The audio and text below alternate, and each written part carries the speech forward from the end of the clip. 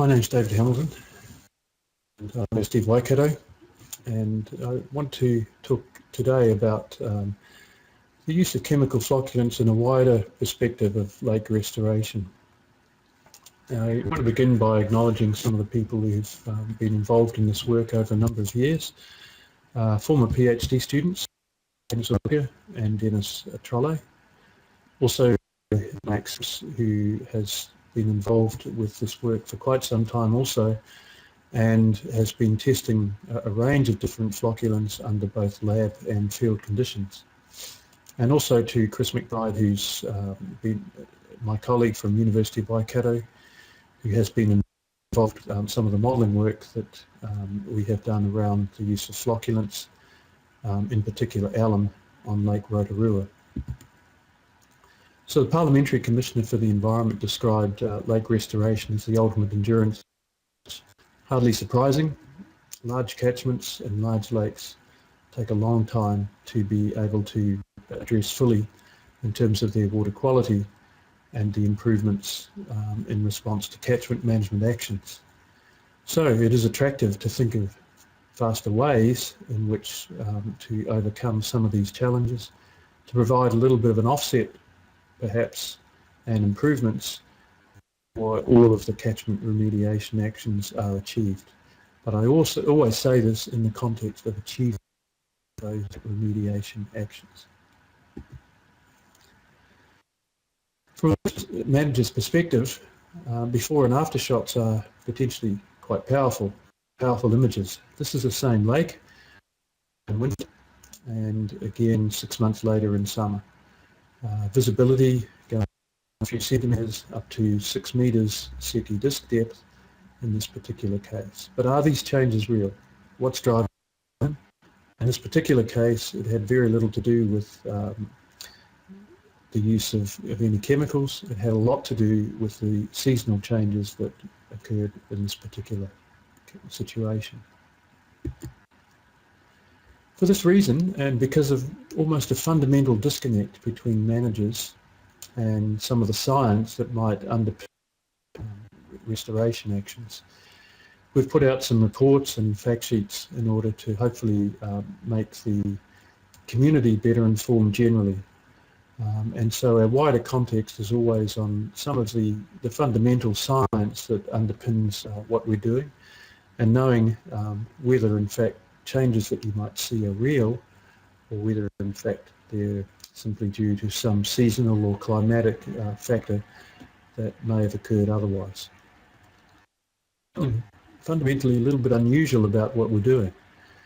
At a time when we hear about peak phosphorus and the potential to run out of some of the large mineral supplies of phosphorus around the world, at the same time we're locking up phosphorus and sedimenting it supposedly permanently to the bottom of lakes. As I mentioned, my colleague Max Gibbs has been very active in this area, looking at the way in which these materials, different materials, may act as flocculants, but also could be used as sediment capping agencies to stop some of the seasonal releases of phosphorus. Agustus Conductu began his research by mesocosms and had various treatments, and looked at how these treatments might impact on what happened within the water column. One of the things that was of interest in these mesocosms was the way in which some of the mesocosms seemed to take on a life of their own. Had blooms on the surface, some of them had a lot of filamentous algae, and we couldn't always relate this, particularly with replicates, even with replicates, to a particular chemical treatment in some cases. So what you do from the lab, where you can control things very carefully, to what happens in, for example, a cell treatment such as a mesocosm, and ultimately into the lake, are not always easily predictable, and hence we attempt to use a range of models to be able to help inform us better and be able to potentially isolate these treatments. A couple of years ago we put together a special section in hydrobiology, and it was designed around looking at Lake Okaro amongst the Rotorua lakes, and seeing just how effective some of these actions may have been, and what were the potential ecotoxicological effects of using, in this case, a particular chemical, a modified zeolite, a naturally occurring mineral that had been modified to be more effective in phosphorus uptake. The changes, interestingly, were, from an ecotoxicological viewpoint, were minimal to relatively small. However, we were quite enthused by some of the changes that had appeared to occur with phosphorus in particular. The Lake Okaro catchment is fairly small, but it's dominated very heavily by pasture and some fairly intensive agriculture. It is a perfect lake. It was an setting for us to be able to test at whole lake scale some of these impacts of different materials.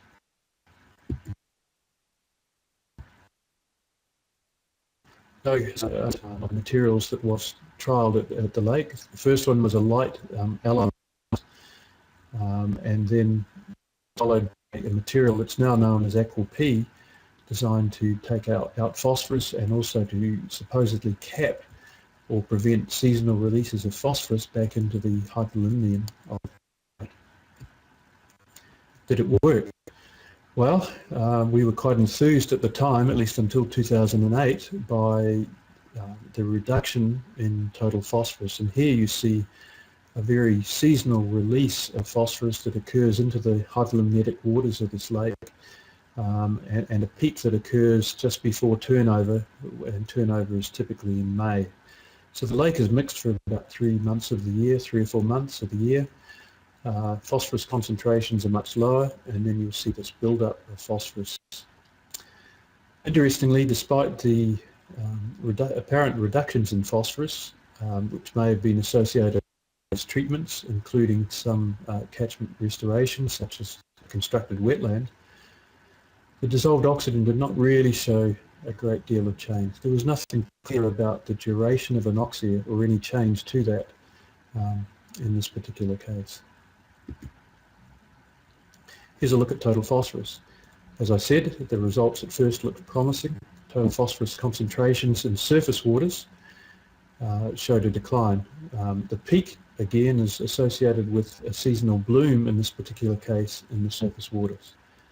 So there have been, altogether, 3 applications of alum, 2 and 3 of Aqua P in this lake.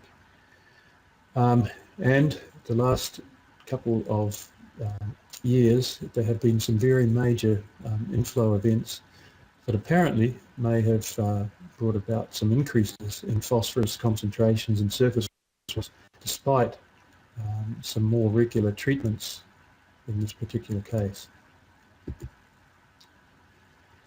I want to take you now to show you just why some of these treatments may have been ineffective. You'll note that the pH goes from about 7, and that is typically during winter, up to over 10 quite often during spring. Any phosphorus supposedly with alum will be released. And so what we tend or believe now is that there is a positive feedback. That is that high pH is associated with high algal activity, which in turn releases more phosphorus into the water column as the phosphate is dissociated from aluminium. So it's a type of positive feedback. And until this is addressed, then it's going to be very, very difficult, even given repeated alum treatments, to potentially deal with the issue of high chlorophyll A concentrations. And notice here the vertical, I'll go 300 micrograms per litre chlorophyll A. In the bottom waters, again, we saw that promising situation up until about 2010, when total phosphorus concentrations appeared to be going down fairly, rose in the next 2 years in 2011 and 2012, have been lower in 2013. Remember that the bottom waters are not subject to these very high pHs that occurred in the surface waters. The pH tends to only vary between about 6 and 7.5 in the bottom waters. Excuse me. Let's have a look at another lake now. It's a very much larger lake, Lake Rotorua. Alum has been used in two of the inflows shown by the arrows here, one since 2007 and one since 2010. And this is a feed of alum into those two streams that enter the lake.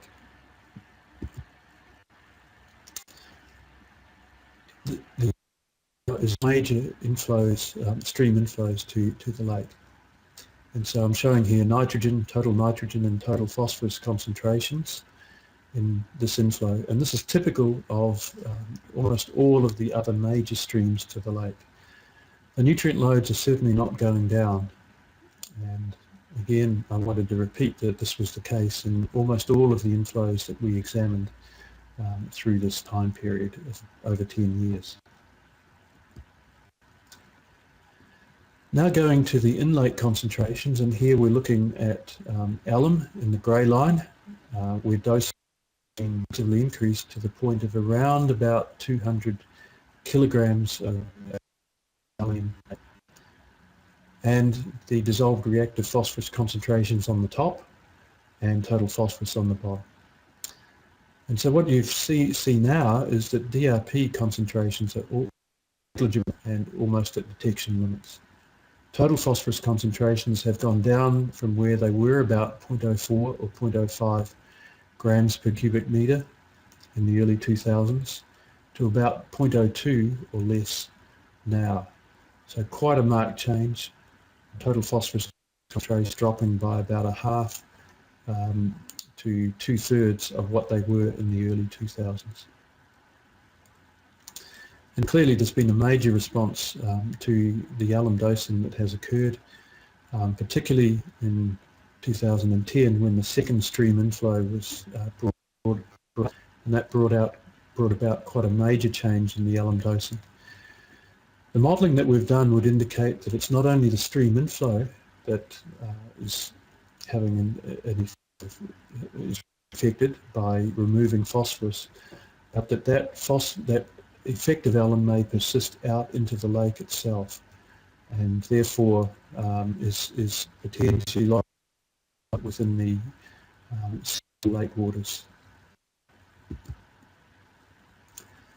There's been an interesting thing that's happened with nitrate in particular, where previously, prior to about 2011, we saw very few cases of seeing a lot of nitrate in the water column. And the case in 2011-12 would suggest that with very tight phosphate control, we may have released some of the controls on inorganic nitrogen, which now is being detected at higher concentrations within the water column. So an interesting dynamic between nitrogen and phosphorus in response to high concentrations of alum in the lake. One of the things that is important, we believe, is to be able to address what might have happened in the absence of alum dosing. And this is particularly important given that we are never sure whether, without a very comprehensive study, whether in fact it could be climate or could be some particular storm loads that may have contributed to water quality with or without alum dosing. So we've run a number of simulations looking at, in this particular case, level given by a live value for a number of years to see what the heat would be with and without dosing. And it was pretty clear to us that dosing has been responsible for major changes that have occurred in that trophic level index, compared with hypothetical cases where if alum dosing had not been used, the trophic level index would have been substantially high and not met the target that has been set for the lake. Lake Okareka is another, and this again emphasises the value, some of the value of modelling. That to look across a set of data and to be able to say that it was definitively one particular application or effect of a dosing can be extremely difficult. The interactions, as we know, are very complex, and really we need physical, chemical and biologically coupled models to be able to assist us with better understanding climatic impacts, a better understanding stream inflow impacts. The other aspect is to know where does material and flocculated go. And we got some clue of this with isolated sediment cores from Dennis Trolle's study, with very high lanthanum in particular during or following a Phoslock application. Now this was one particular station, but in all of these stations concentrations were much lower. So there is a preferential sedimentation path that is likely to be followed and may result in potentially higher concentrations of a flocculant settling out on the lake bed in certain areas. And we need to understand this better, which is why, for example, in the Lake Rotorua case, we've been using a three-dimensional model, and this is part of Jonathan Abel's past PhD research, to be able to understand some of the currents and whereabouts, if you're putting material in through stream inflows, that material might be transported to. Here, for example, is an inflow that's coming into the edge of Lake Rotorua, comparison of field and modelled on the bottom. The model data is the continuous colours. The field data are isolated measurements. The point I wanted to make here is that the dispersion paths of the inflows are quite complex. We need to use a model to be able to better understand the way in which that material is being dispersed through the lake.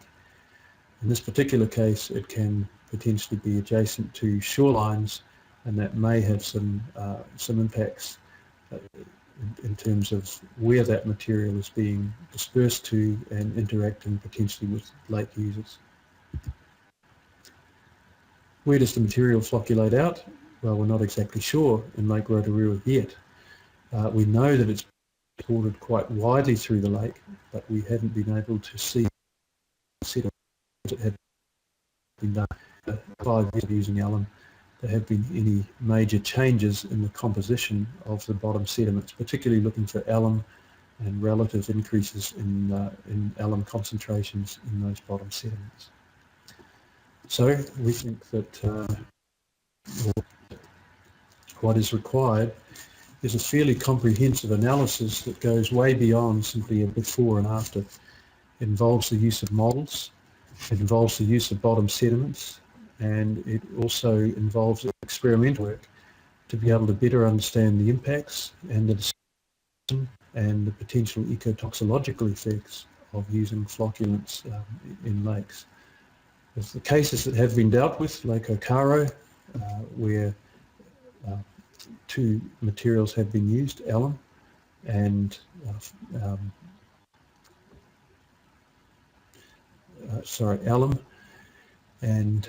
modified zeolite, Aqua P. Lake Okareka, where Phoslock was used, and really the major success story inflows being dosed with alum in Lake Rotorua, which certainly has marked due to trophic level in this lake.